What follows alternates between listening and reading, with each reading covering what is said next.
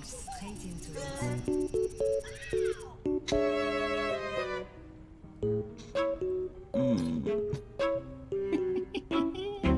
What are we doing? What are we doing?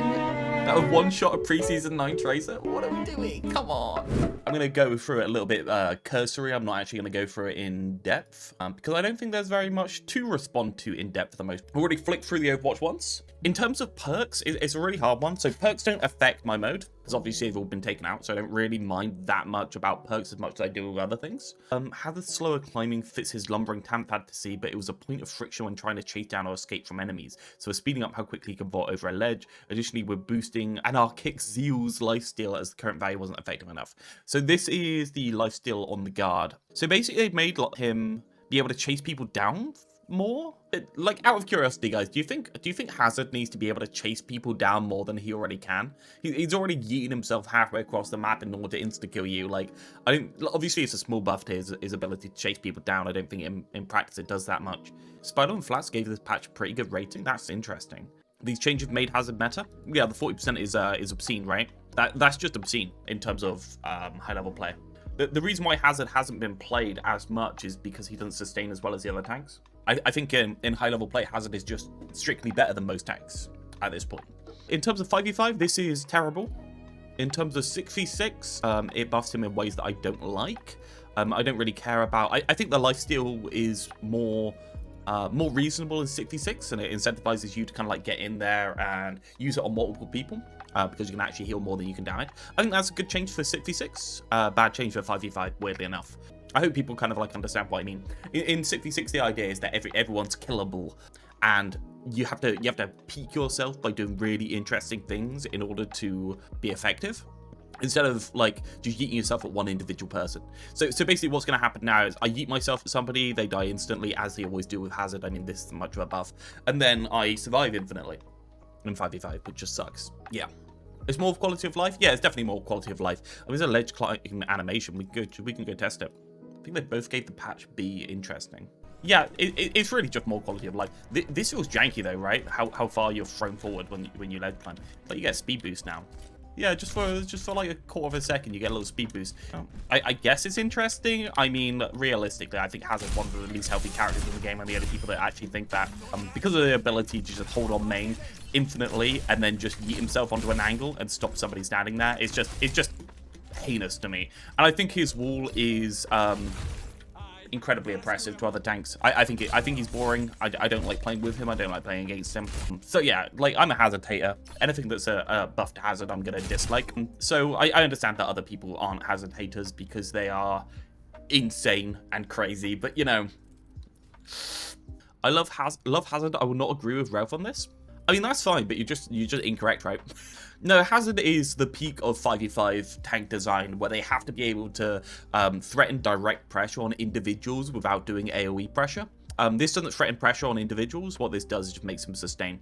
In 6v6, this is pressure in a general sense on main. In 5v5, this doesn't put out any pressure. So 5v5, this is sustain. 6v6, this is pressure. And then in both of them, this is like direct pressure onto individual people to not stand anywhere on the map within dash range. So yeah, I think that sucks. A wall on tank isn't bad in itself. Yeah, I don't think a wall on tank is necessarily bad in itself. Like, I think that can exist. I think that the trouble is that he has so much in his kit, and his kit is so versatile that the wall in it just makes him feel horribly oppressive to play against in most scenarios if he's able to consistently land the wall behind you. I feel Hazard were weak though, not sure why the buff was needed.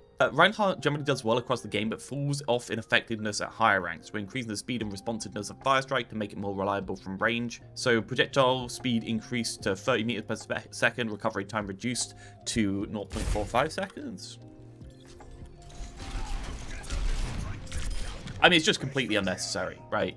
Like, this is one of those changes that is maybe necessary for 5v5 in a world where every single tank has to have a like long-range projectile. But in 6v6, I actually got into was it Megamon that I got into an argument with about 2 fire strikes and Winston right click, like those specific 2 things, right? Where somebody was saying like, it's good that they have something to do in neutral, and I'm like, but they have. why do you always need to be doing something, right? Like, why are we giving characters a fidget spinner for no reason in particular when it doesn't necessarily do anything? I don't really understand why you want to give your characters a fidget spinner to just, like, continuously do stuff. And this, in particular, just massively increases chase down. Like that's crazy. That's absolutely insane. So it's going to make Reinhardt a lot better, but I'd say, why don't we just go into a format where Reinhardt doesn't have to do this? It's another change that is, I'd say, pretty toxic for 6v6 in kind of like an unhealthy way, because I don't think that much AoE damage should be available so easily at range. I think Reinhardt has everything he can do in 6v6, and he doesn't really need 2 fire strikes in general. He certainly doesn't need a fast fire strike. Don't think it was me, but I don't mind having them both in current year. But that's only because other tanks just have infinite uptime. Oh, sorry, Meg one. Wasn't you. Winston right click is nice with how much mobility has increased in general in Overwatch. Being able to still get the kill if you did a good dive and got them 90% of the way there. Sure, yeah. Yeah, I get that. You jump at someone, they jump out, you got the most of the way there, you can do a right click. I will say that the charge up nature of it isn't really designed for that in a way. Honestly, I'm fine with it. I don't hate Winston right click. Winston right click is fine. I understand. But you know what? The simple kits, the very simple kits, the kits where you literally just, you jump in, you left click, you get out. There's some cute tech with melee and stuff like that in there. I don't really need the extra things in order to enjoy the character. And I feel like we shouldn't, as always, I feel like we shouldn't be playing the mode that requires those extra little things in order for the characters to be okay. I think the value from Winston should be getting that guy to move in the first place, not the opposite. But the thing is, in 5v5, if you jump at a DPS and they move, that's not enough value because you as a tank is 1.5 times the bigness of the DPS player, right? At least in 6v6, if you jump the DPS and get the DPS to move, that's a 1-for-1 trade. So that's my argument that you don't necessarily need the right click in 6v6. I hope that's reasonably clear. What if we gave Winston a wall climb, and a block? Oh man, you're so based. Freya, cooldown increase from 3.5 to 4 seconds. Yeah, Freya is Cancer. Absolutely awful character. Really, really annoying. Just absolutely awful. I hate the character, honestly. Reduce the air timing frequency of explosive bolts. This does nothing to her apart from increase her downtime. So all of the peaky uptime is still there. Yeah. It's still meta. Yeah, obviously still meta. Who's waiting for the quick dash cooldown? I mean, like, sure, like, but you're gonna, this character by default is used in bursts, right? Like, it's not used, oh, I'm going to jump, and then I'll use one, and then I'll wait for a couple of seconds, and then I'm like, oh, I guess I'll use another one, right? That's not how you do the character. How you do the character is click, dash, click. Oh, I can't even press buttons. You understand what I'm saying, though. The whole point of the character is the burst, and decreasing the frequency the burst happens is kind of like I'd say that it's not addressing the problem. It's just sidestepping it, right? And by making the character slower. If you expect the fire strike, you can react shatter it still until the time you get closer to 200 milliseconds. That gets hard to react to. I think it definitely brings the floor of the reaction up to a higher level, doesn't it? To actually just react shatter. Yeah, so Freya's horribly toxic. I kind of hate the character in general. It's so funny that, like, the default thing that everyone says is that let me just turn this down slightly. The default thing everyone says, and it's always been true, is that like, what is it? Status effects and slows and stuff like that always affects tanks more, and damage always affects DPS more. Freya's the one character where a burst damage affects tanks just as badly as the DPS, because the damage they can put out is completely, utterly fucking obscene. And if you can just ping 2 into a tank, like, the tank can never overextend now, right? Like, it's just so much damage, and the damage is, like, it just comes in a massive wave. It's really hard. You don't even need a status effect to make tanks feel bad. You've just got so much damage that you can just do whatever the hell you want. Yeah, I think Freya sucks. And apparently Freya's been a massive problem in Stadium as well. Obviously, I'm not a Stadium person because Stadium is... Yeah, Stadium is. But apparently there's massive... She got disabled?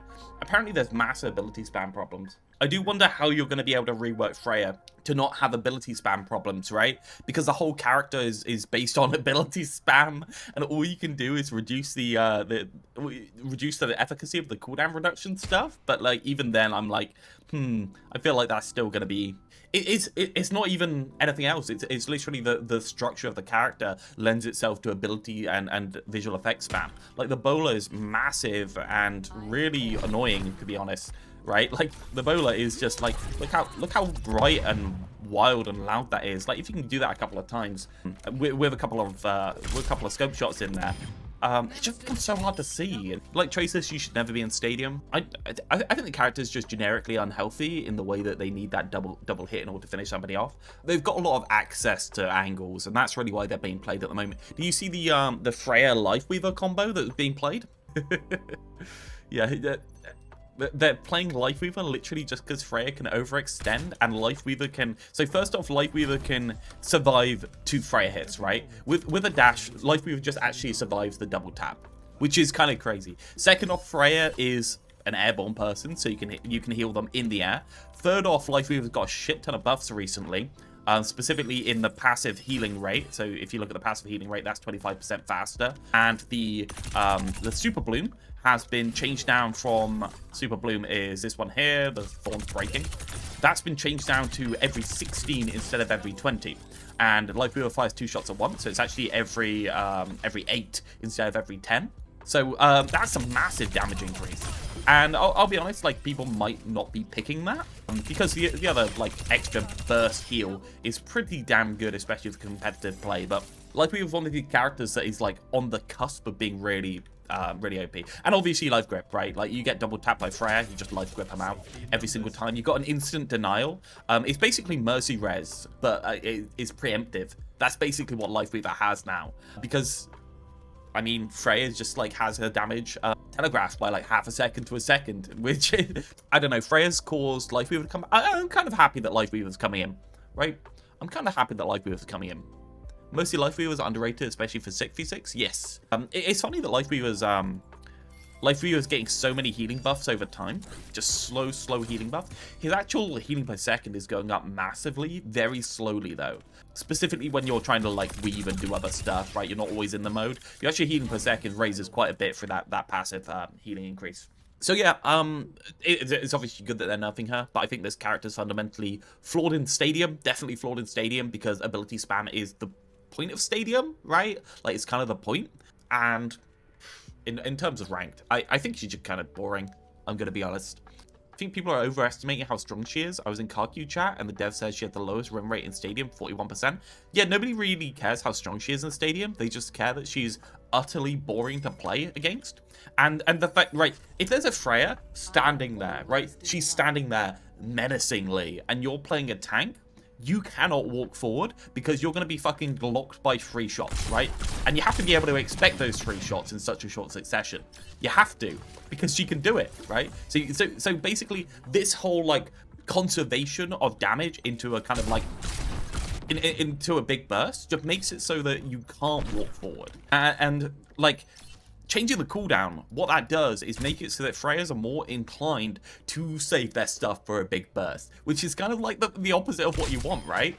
Surely? Like, surely that's the opposite of what you want, instead of something that you want to incentivize. You want people to be, like, weaving their shots a couple at a time, maybe, like, trying the 2-tap on a tank. You don't want them saving all of their things to threaten a tank to die instantly, right? Because, like, maybe the Winston jumps in, you just shove your face into him and he just dies. So the amount of pressure Freya can put out by literally AFKing is massive, and I think that's one of the main problems with the character. There's too much nested value.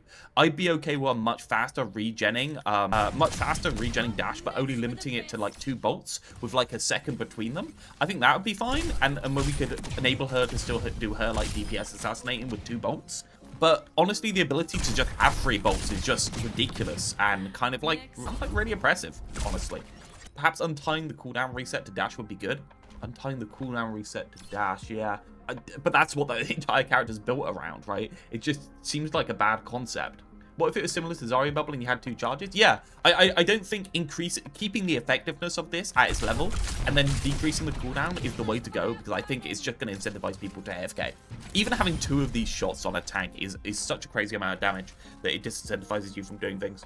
People mostly don't even use her primary fire. Yeah, playing her like DPS Doomfist, stalling on roofs, tops jumping on somebody to one-shot them. She doesn't make any sound also. There's no sound on flight. There's obviously sound on the jump and the dash. Are you just saying when they're stalling there's no sound, or on the stall? Yeah. I think that's problematic. I think we can all say that if DPS Doom had some sound when he was stalling, he'd probably be more healthy, right? Any character that wants to use stalling, I think you should be able to tell that they're there stalling, if you get what I mean. Anyway, yeah, I think Freya's toxic, and I think that's probably the wrong way to go. But as a Band-Aid patch, obviously I can't complain that much, right? Band-Aid patch to Band-Aid patch is what it is. Might be a small one, but she's far away and high, so it can't really be hurt. Yeah, Freya would be fine if she only had vertical dash. Having 2 other dashes is awful. What, you just want her to be able to go upwards? I think it's fine. I think this like triple tap is ridiculous. I think honestly you could take off like 15% of the damage on these bolts. Maybe give them a higher headshot multiplier and leave it at that. Because if you increase the headshot multiplier, it still rewards skill. You can still double tap. Make it so that you can double tap only with 1 headshot instead of just 2 bodies. What if you remove the scope and slow so you have to quickly aim when shooting? Well, that's the issue, right? Like the entire hero is built around this. What about tying her arrow reset with the updraft, not a shift movement? Well, yeah. Well, the trouble is the updraft is the setup, right? And I like the updraft as a setup to say, you know what, you jump into the air, then you do a thing. I just think the 3rd shot and the fact that you don't have to have headshots is horrible, right? Like just being able to double tap someone with bodies is just the most degenerate bullshit I've ever seen. And I don't think the character even needs a 3rd shot if she's doing that, right? I think the 3rd shot's probably okay for like generic play. But if you had 2 and you have to go back into this, then you had 2. I think that's a much better flow for the character, right? So you do 2 shots, left click, 2 shots, left click, right? I think that's reasonable. But all they've really done is just and then there's classic visual effects spam problem, which is just awful. Mobility plus lethality has always been historically toxic. Yeah. It's a hard one, guys. Like, I don't know how to fix this character. Well, I guess I do know how to fix this character. I just said probably just make it so you can only 2-tap. Yeah. I was actually really excited when Freya first came out. I thought that would be quite a good character. I was happy that they had a quite simple kit. But then I saw how complicated their kit became with perks. And I was like, I don't really want a complicated character with perks. I want a simple character. And then I saw how much damage you can do with the triple tap, and I was like, oh, okay, well. Yeah, and the ult really fast. That's the other one. I feel like Freya's are getting an extra 2 ults per game compared to every other character. Even Tracer's not getting that much. She has a shitload of damage output. She doesn't have even a high. It's just hilariously bad. Like already back up to 25. Yeah, it is difficult. I don't think the ult generation really flows into the kit, but I don't mind it as an addendum. It is an addendum though. It's kind of like the whole Magneto thing where he's got his bubble thing and then he's got a shield as well, and you're like, well, that's redundant, and they're like, yeah, we made something redundant. That's cool, we can stand in the middle of the open. And I'm like, well, if you've got redundant things, maybe they shouldn't be there in the first place, or maybe you should think about making them integrated into the kit. I don't know. This is a hard one. Anyway, as we were saying, Genji, ammo reduced to 24, projectile speed increase. Reduced to 24, projectile speed increased. That's a significant projectile speed increase. That's a big buff. Didn't we originally change the ammo up in order to be able to cut through the 250 health pools, right? I don't like playing around with stuff like projectile speed on these characters. I don't think it's a net buff. They did it by accident. What do you mean they did it by accident? Like, from Overwatch 2's release, they've always been upping projectile speed continuously. They've disincentivized any type of spam or any type of inaccurate stuff that incentivizes you to get closer. Basically, what they've done here, the actual change, is they've made Genji longer range. That's what they've done. The ammo increase was accidental. They made it by accident. How do you make his ammo 30 by accident? What? What? I don't really like Genji threatening you from further away or doing more from further away. It was a bug, they just kept it at 30 after it. What the fuck? Man, yeah, that is a weird thing to accidentally do. But in Workshop, all the health bars are connected to the shield health bars, so I can only imagine what their code is behind the scenes. Since the code they give out to us is so janky, I suppose their code must be janky as well. I don't envy anyone going into the Overwatch team and trying to work out what the fuck somebody did 10 years ago. And they changed it so back and forth. Yeah, I thought the point of the ammo was to account for the bigger health pools. They made him longer range and more bursty, I guess. I don't really think Genji threatening from longer range is good. I don't know. It makes the shots more intentional and means that realistically you are fully accurate at the end of your dash range. Genji had kind of like this effect before where, like, if you're standing there, I won't put blue on blue, that's stupid. If you're standing there, you have a dash range of there, right? But you have this like gradation where the closer you get to the target, the more accurate you are. So it kind of like it's a hard one to say, like it's very skillful, because obviously skillful Genjis will be able to predict from a longer distance. But realistically with projectiles, at a certain point when there's instant movement back and forth this way and this way, it becomes a little bit more luck-based than otherwise. This stops you having to stage further forward in order to guarantee the damage onto the character.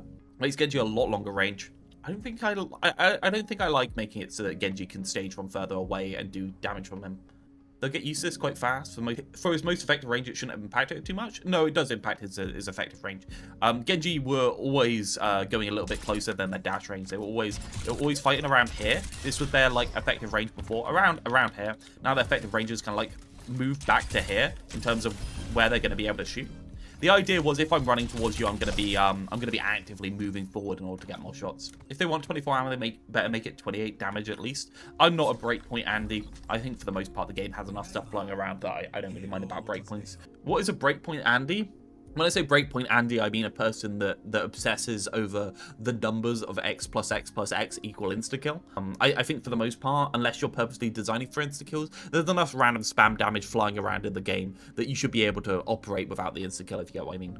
Fredo claims that these things seem necessary because of all the mobility creep, not that he necessarily agrees with them. It's a difficult one, sure. I mean, I think the problem is that the average team comp nowadays has so much more mobility, and that's pretty obvious. I think everyone gets that now, and I don't think anyone's really happy with the situation. But yeah, I can't find massive problems. I think this is definitely a 5v5 change and not a 6v6 change. Once again, 6v6 suffering for the sins of the 5v5 fathers who need things like this in order to be able to operate. I think in 6v6, slower projectiles have a lot more reason to be there because they can be used for general spam into the enemy team. This is a lot more purposeful, and people like being a lot more purposeful with their shurikens. It's a hard one. Hanzo's been underperforming recently, so reverting his bow draw speed back to the original faster value. Sonic Disruption perk isn't picked very often, but increasing its duration will make it more useful and require less upkeep to control a health pack. What, the absolutely terrible perk? 30 seconds hack time? Jesus Christ. Man, that's just locking you out of it for the entire game just by firing one Sonic. Hanzo plus Sombra playing ball is impossible. I think it's just a really swingy perk. I think that's the problem with it. It's so niche, and it's now really good in that niche, and that kind of sucks. You don't really adapt to anything. You're on a map where you want to lock out a health pack, so you lock out the health pack. It's just, I don't think I like this. Draw time reduced to 0.72. How does that feel? Yeah, that's more like the old. It's still a bit slower than it was before. Obviously, they completely gutted Hanzo. Hanzo feels a bit better now. They made it really slow originally. Hanzo, yeah, the draw time reduction, because they increased the draw time before when they gave back his insta-kill. That brings him closer to where he was. Anyone know what number he was at before? It feels like it's a bit slower still, but I'm not 100%. I thought he was a bit too strong at pushing high ground with it. I think that's kind of the Hanzo thing, though. He's got a wall climb and a bow. He's always going to be good at pushing high ground, right? Like that's kind of like his only niche. He's mid-range sniper. Well, I say it's his only niche. I mean, he literally does everything because they put rapid fire into the game, which is a terrible ability. I don't know. I feel like if you give Hanzo a glint on fully charged arrows, he'll be a lot more healthy. Or like a gradation glint that just increases in brightness as he charges his arrow. Right now, I feel like the frustration is that low ranks get insta-killed without knowing they're going to get insta-killed. I think that's the frustration. Right, so Hanzo, yeah, probably necessary, the draw speed reduction. I didn't really have a problem with that. He was basically a dead pig. So yeah. Right, Phara. Drift thrusters and concussive implosion have been too consistent at securing kills. These adjustments will give better opportunities for counterplay when fighting against these perks. Drift thrusters, minor perk. Movement speed while using barrage reduced by 20%. Sure, that was probably necessary. The barrage movement was crazy. It basically completely removes the negative for the ult. Distant pulls reduced by 50%. Cool. The reason why the pull was better than the push, guys, is pretty simple. Have you ever tried to balance a plate on a fork and just like, or maybe a stick and just hold it out, right? That's kind of like what you're doing instead of just like dangling it. It's a hard one, right? If you have this, that falls over. But if you just hold it, it's fine. So basically what you're doing is you're trying to predict where they're going to be and where they're going to move to, instead of just saying, well, they're going to move towards here if they're in this area. Instead, you're going, well, I have to aim here, and they have to be here in order to push them this way, right? You're selecting a slot. So it's obviously more powerful. I think that's a good change. I think that's a good change. I'm happy with these two. No real notes. We're aligning the recovery of dire triggers with Reaper's primary fire to improve the flow when alternating between the two.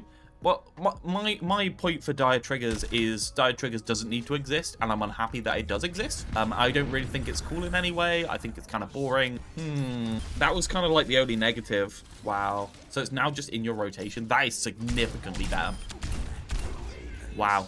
The only downside to dire triggers before was that you're gambling on the shot. Now you're not gambling on the shot. That's just actually significantly better. More burst damage on a burst heavy hero, yay. When it was like 1 whole second recover, it was kind of ass, to be honest. Yeah, it was kind of ass, but it was an adaptation to a certain scenario where you could aim further. You sound depressed that they did a good change. Do you think this is a good change? I don't think dire triggers needs to exist. Like, sure, it was bad before, but there's like no delay now whatsoever. So now you're just playing better Reaper, right? Like I'm not going crazy, right? You're just playing better Reaper. Is it a good change to ability that shouldn't exist? I think there should be a small delay still. Currently, there's no delay. I think there should be like maybe a 0.1 second like noticeable delay extra in there. So I think like 0.6 would have been the appropriate sweet spot. So there's an upside and a downside. Right now, it's just something you throw into the rotation. It's just better damage. That's what it is. There's no upside or downside. Before it was like, well, it makes it so you can't shoot for a second. So when they're running away, you do the shot. Now you just do the shot whenever you're going to be able to hit it. So yeah, it used to be a peak in the pressure. Now it's just part of the pressure in itself. Yeah, I'm not happy with this one. I'm going to be honest. It was useless, but it needed to be done in a way that was interesting. I think this is a boring way to do it, but yeah. Soldier. Stimpak's button mapping made it difficult to activate, especially in combat. Binding it to weapon swap improves the control scheme, and removing the anti-heal makes it less punishing to use. Now deals 75 self-damage on use. What? So Stimpak now just does an anti-you? So how strong is Stimpak now? Ridiculously good, I think is the answer. How much is the buff for Stimpak? Let's just swap off and... Is to make it so that Soldier's incredibly OP if he has a healer on him. Kappa. Attack speed and reload speed is 30% for 4 seconds. That's just really, really good, right? It's really, really good. It's a nerf without pocket heals. Yeah, I think it brings it into a space where you actually have a choice. Before, I think Stimpak was strictly better in most scenarios. Now, you're choosing to sustain in an area, right? Or you're choosing to do more damage in an area. And the choice is based off of whether you have a pocket at the time. I think Stim's really good with pocket heals now, though. Basically removed all the downside. If you're near a health pack, you just activate it. It's a lot of damage. The control change is nice. Yeah, the control change is nice. I agree. I think that's really good. Still going for legs. It's a fair point. Still going for legs. Okay, yeah. You can pre-heal Soldier with Kiri if he gets Stimpak. Yeah, that's what I'm feeling. I feel like the Kiri Soldier hit squad's going to be running around. Controls were horrid. Yeah, because you had to choose an option, right? The controls were horrid beforehand. I think this is significantly better. Good quality of life change. I'm a little worried that this is too good though. Soldier's already like pretty close to being good, right? Like he's not good, but he's pretty close to it. Yeah, like this is a little worrying to me. Dialogue tree mid-match. What, like perks in general? If Zarya have the passive heal perk, she full heals Soldier up. Yeah, I feel like this is gonna be, am I being pocketed? If I'm being pocketed, I use the damage one. The ranks is good and he feels horrible already. I don't know, dude. I feel like this is very close to being good enough. It's a good perk now. I think they've made it a lot more healthy. I think it might be too good. I'm a bit worried that it's too good, but honestly, I think Soldier's one of the characters that I'm actually quite happy to be healthy. At least the character's still relatively simple in the way that they work, right? Instead of being horribly complicated like the other characters. I don't think I'm horribly against this. I think it's probably okay. A little bit concerned that it's too good, but yeah. Any opinions on Moira not getting any changes for 8 to 9 months straight? The answer is that it doesn't really matter because Moira's not a character that Blizzard care about. She's killed by season 9 like most of the support cast, so most of the joy in the support cast have been taken away from me by season 9. I will say that the tank role probably feels a bit better with season 9. The DPS role feels actively worse with season 9. Support role feels actively worse with it. So we're in a situation where like we're all losing out anyway, so unless it gets reverted, DPS passive and health pools, I'm not really interested in playing season 9, tank felt worse with Season 9, but the tank Gigabuff patch made it feel better. Which season that was? Yeah, of course. Yeah, of course. Invisibility is a frustrating mechanic to play against for many, so we've increased the windows for counterplay. Sombra will now take longer to exit stealth and to disappear after taking damage. Exit stealth and disappear after taking damage. Shoot me! So that reveal lasts longer. Exit stealth. Well, hack is still instant exit. Fade in time increase. Is there any fade in time at all? I guess the virus is the most obvious one. Yeah, so that is a big change of fade in time.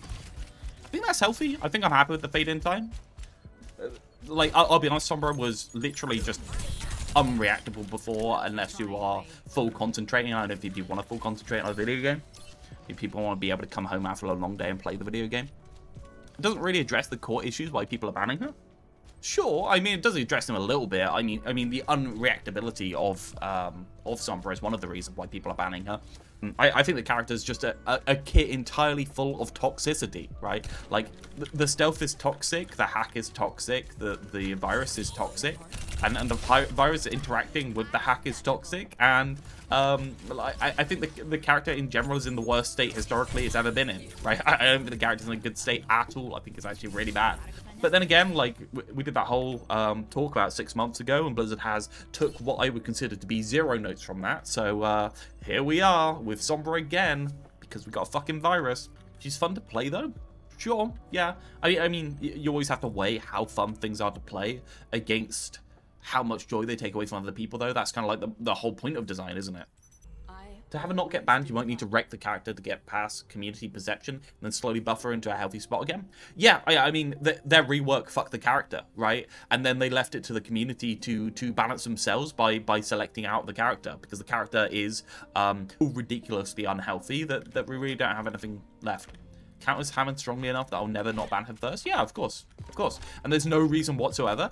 On God's green earth, there's no reason that Blizzard have not made it so that hack does not take ball out of ball form. What the fuck are we talking about? It's been like 6 years of this.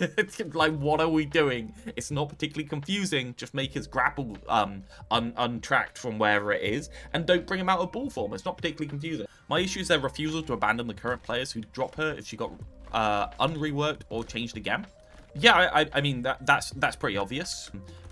Unfortunately, it's a problem of their own making, right? At least with Hog, that's a legacy problem. This is a specific Overwatch 2 problem. So, and also the natural. If we mentioned Sombra, I have to say, look what they did. What the fuck is this? Like, what the fuck is this? Like, what are we doing? Why does this exist? Why does this exist? Like, come on. Like, what are we doing? Can we just have it like actually be reasonable instead of have it just be like what are we doing, guys? Blizzard. Like, what is this? Why are we doing this? Why didn't we just do it properly instead of making it just like this, I don't know, just like weird, awkward kind of like a hack? Like, you got your support, Sombra. We never have to address this again. And we made it really shit. What? You got your shit support, Sombra. What are you complaining about? Oh, you're always asking for something, you people. Right? We gave you the thing you wanted. Piss off. Right? That's basically the interaction. So, yeah. Sombra players complain that it interferes with them hacking enemies in Brawl. Yeah, there was that whole thing of don't pick any perks on Sombra when perks first came out, because the white hat was bad, and what was the alternative? I forgot what the alternative was when Sombra first came out. Still like the tracking on the hero. Her launch was Invis CC character who sets up kills but isn't too lethal on her own. Now it's come out of Invis and deal tons of damage, which had the design I thought they were avoiding. One might think that was the design they were avoiding. Apparently they watched 2 devs, don't know what the fuck they're doing. So yeah, it's a hard one. I don't think this Sombra is ever going to be stealthy. I think this is a positive change to make them more stealthy, but again, people are just going to keep banning it. They're like, this isn't going to change the perception in any way, shape, or form. Can you even play the classic mode in customs? I don't know. So Widow. Widow's a more map-dependent hero than most, and now with hero bans restricting her usefulness, we're looking to make her more viable in more situations. What? Sorry? Maximus spread reduced from 3 to 2 degrees. Damage increased from 13 to 14. Venom Mine bonus damage increased from 50% to 100%. What the fuck are they doing? I'm gonna get the reticle up. 14. It was one of those things that never got buffed when they did the Season 9. Let's just check how much damage this Venom Mine one is doing. Give me the orb. Well, I guess I'll just have to kill enemies for the orb. Okay. 100% increased damage in a second charge.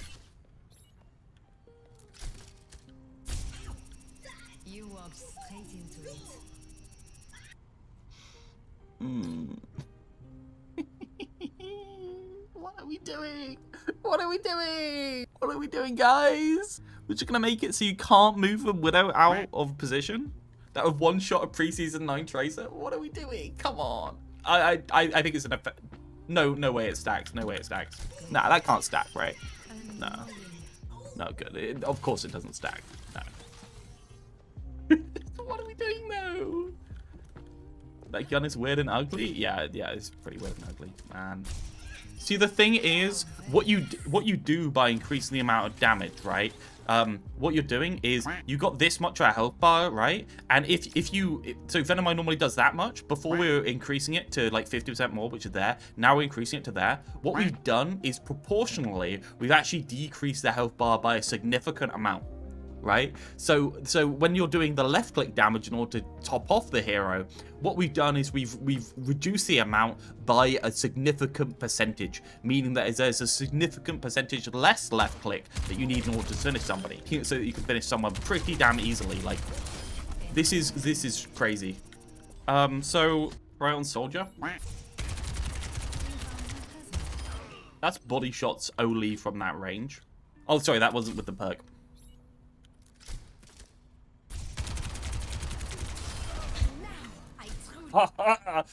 These fucking 5v5 ass changes, man. Oh. Anyway, so it's official. It's official, guys. Blizzard has given up. They are no longer balancing the game. Apparently, it is now our job to balance their video game for them by banning certain heroes. Exactly what I said would happen the moment that hero bans came out. The hero bans give bad incentives to developers to actually fix the problems in their game. So now they're just going to assume that on any poke map, Widow gets banned. If the poke map doesn't have Widow banned by pure happenstance or people miss the ban, do you know what happens? You have to suffer through Widow that can just murder anyone that gets on her. I mean, it's not a great increase for the tank getting on her, but I'll be honest, when the tank got on a Widow, it was pretty much the tank throwing half the time anyway. Like, there's so many games where Widow has like 30 deaths and the team still wins because the Bull's spending 100% of their time following a Widow. Now we have to ban the Widow or it gets worse and the DPS can't even deal with the Widow. Like, what are we doing? Like, what are we doing? Why are we banning the, like, why are we fixing the game for you? So now on, theoretically, Widow's better on more close range maps, I guess? Which, like, I'd agree. I think some power needs to be taken out for scope shots and put into a normal click. But all that does is make it so that if the bans miss, we have a awful experience. So yeah, Widow is now 100% permaban, even on the close range maps, I think. And you have one less ban slot in total. You have no choice. You have to ban Widow. You will ban Widow and you will like it, Blizzard says. No room for mercy. Yeah. We've got to ban Sombra and Widow now. We now get to abuse Widow even in maps where she doesn't get banned.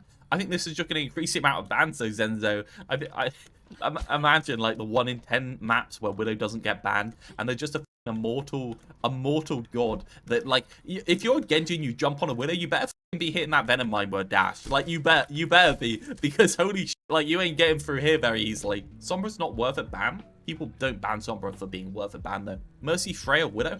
Yeah, so it's definitely Widow and definitely Freya still. I think Freya's just as toxic as Freya was before on terms of Mercy. Yeah, I do like banning Mercy because Mercy specifically targets all Mercy mains on the enemy team, and there's a good chance of them losing the game automatically by them not knowing how to play another character, which I think is very funny. I do think the changes to Sombra are positive. Holy shit, like, what are they doing? Why are we now fixing the game for them? This is awful. Like, they're literally admitting in this that they're doing exactly the thing I said they would do when they started putting hero bans in the game. I'm like, oh man, in future, maybe they're not going to balance things because we can just ban it out. And then they, like, respond to that by immediately doing it. It's been like 2 months, man. So we can just make things broken because it's your job now. We are not the balance department. We are the, well, they've outsourced the balance department to the players. Support, I guess. Let's go through the support. Illiari often has to move into high-risk position to heal effectively. Extending the range of a healing beam will give her more flexibility in how she positions and supports the team. Am I unhappy about this? No, I don't think I'm unhappy about this. There's quite a lot of jank in her kit that makes her a little bit awkward to play. I think the range increase is fine. I will say that the actual healing from it is crazy, like absolutely crazy. As an enjoyer, I like it. Yeah, she was a little awkward. I'm not sure I agree with the logic. They are doing a shit job of balancing, but they haven't given up on the idea of balancing. What does this say, random? Widowmaker is more map-dependent hero than most, and now with hero bans restricting her usefulness, we're looking to make her viable in more situations, right? Like, they have admitted that they are purposely unbalancing her in places where where she's more useful, right? They're admitting that they're purposely overpowering her in certain situations if you don't ban her. Anyway, I haven't said they're doing a shit job of balancing. I said, okay, from the top, let's go through it. I don't like Hazard by default. I think the change is fine. I don't think that change is good for 6v6, and I'm happy with it. I think this is only necessary for 5v5, and I think it makes the game worse by a small degree in 6v6. I think this is good, but not in the correct direction. I think it's a good band-aid fix for now. I think this is fine. I mean, I don't like the idea of Genji being able to threaten from higher range, but this is what they've been doing continuously, and they have to do that in 5v5 when the spam damage and other stuff like that is less common, and you can't get as close because there's a hazard controlling half the map. I think this is positive. I said very explicitly that is positive. I think this is positive. I said that positive. I am good with this. I'm not good with it. I think this is negative because there's no downside to ever pressing it, and there's no real choice to be made. I think that is concerning, but like very healthy. I think that is good. I think that is bad. So there's only actually two things here that I disagree with. Just don't agree with saying they've given up on balancing. They've certainly given up on balancing Widow. Do you think they haven't given up on balancing Widow with that logic? They aren't even shifting her power around. They're outright increasing it. So even in maps where she isn't supposed to excel, she can do well. Yeah. I think it's a bad plan, but there's still a plan. Yeah, the plan is for the players to balance for them. That's the plan, right? You're missing the point. If she gets banned 100%, then they can automate the Widow ban and effectively remove her from the game. We don't ever have to balance Widow. We're just playing with 3 ban slots instead of 4 now. And on the rare occasion that somebody forgets to ban Widow, everyone has a terrible experience for one game. Yeah. No doubt.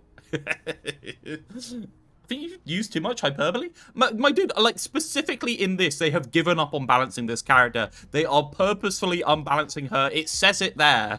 Saying they've given up on balancing, specifically Widow, is not hyperbole. They are purposely overpowering them to make the ban necessary. Is balancing to make a hero less map dependent? Yes, but it also increases the power of the hero on every map. So they are just as map dependent, just sometimes they won't get banned on the maps where they are less good, right? And don't get me wrong, like I think that increasing this power is good. I think they've just given up on the idea that they can balance Widow on maps that are long range, right? They just said, you're balancing the hero on maps that are long range, so we'll increase the close range by default. But that makes it better on the maps that are long range too. Probably increasing the power into other areas to get people used to the short range playstyle, then they nerf the range and it won't be such a shock to people. I hope so, yeah, I hope so, Maxi. I hope this isn't just a, we're going to shunt the problem off on the players and make you always have to ban a hero. I hope so. Okay, let's continue. I don't think I'm being too cynical here. I think I'm being quite positive about half the changes. Maybe it's my tone. So, range increase, that's fine. I think I'm happy with that. I think that's actually pretty good. Illiari always wanted to play on off angles from main. Always wanted to play there, but always felt kind of awkward playing there, so yeah. Lifeweaver, the opportunity cost to use Form Volley is too high compared to consistently charging Healing Blossom. We're removing the auto charge, improving the auto charge to make weaving damage between healing less punishing. I think this is a positive change for him in 5v5 and 6v6. I'm happy with this. Actually quite happy for this with our mode too. Do you know the original time that we did this, and we did this like the auto charge before Blizzard did the auto charge. By the way, Blizzard, when we did this, we actually had the auto charge rate approximately where it is now on our first iteration. I think it might have been a little bit faster, but the auto charge rate was, I think, a tiny bit faster than this. But they're slowly over the course of like 3 years balancing this character to the way that we thought it should be balanced like a year and a half ago, or maybe a year ago, which is quite funny. Super Bloom change, I like the Super Bloom change. A bit concerning that this is going to make Lifeweaver really good. But then again, it's just quality of life changes. I actually really like both these changes. As people discovered the other night when I took the SR off of a couple of people in the Discord by playing DPS Lifeweaver, they thought they were being funny. I remember a diva coming into a room with me and regretting their fucking choices because Super Bloom was just rocking and they just died before they could kill me. If your patch line is the prophesized one, can you give Tracer 350 HP? Yeah, I did see why. So yeah, I'm happy with the Lifeweaver changes. I think 20 was really cumbersome and awkward. I don't even think it needs to be as high as 16. I'd rather yeah, I don't think it even needs to be as high as 16. I think 14 would be fine for the ability. I really wish that the individual thorns got their damage reduced, and the super bloom, I wish the super bloom did more damage, if you get what I mean. So it was a little bit more punchy. What Lifeweaver was really missing is the ability to do a big burst like that, and yeah, I'm actually quite happy. Really positive change to the character. Again, like, Lifeweaver's this guy that kind of exists off of having this massive health bar and like a massive heal on him. I don't think that's a healthy way for the character to be. I'd obviously rather the character be a little bit more like ours, which is 2 dashes, 2 petals, low health, low healing, and just exists off of being able to move about. But it's a hard one. Gave up with perks, the game isn't breedable anymore. I think a lot of people did. Stadium is what it is. The balance patches basically don't matter because keeping track of that shit is almost impossible. So I'm pretty happy. I'm concerned about the way that they're going with balancing or Widow. Like, that's concerning. But then again, maybe this change and this change, the Sombra and the Widow, maybe they're trying 2 things. Maybe these are the 2 characters getting banned. So they're like, okay, let's across the board buff one, across the board nerf another, and see what happens to the ban rates if that goes. Maybe they're just doing a test here, right? Because that's pretty obviously what's happened. Like, one gets nerfed, one gets buffed. Maybe they're just testing it out. That's the positive way of spinning it. Hopefully this is doesn't stay in the game for an extended period of time. I feel like just going and playing melee-based Widow. Unfortunately, melee-based Widow requires you to get a level 3 perk, which only happens for like 5% of the game half the time. And on some maps it just doesn't happen anyway, but yeah. They're trying something. Maybe it works horribly, but you can't say they're ignoring it. I didn't say they're ignoring it. I said they're shunting off the balancing onto the player, which is still true regardless of whether what they're doing is okay or not. Widow better than Genji now, close range. At least you got more ammo. The spread is a massive change for Widow.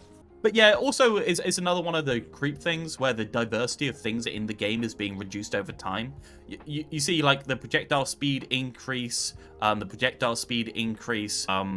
where else? The spread decrease, the range increase. All of these things go in like one direction, which is the homogenization of abilities.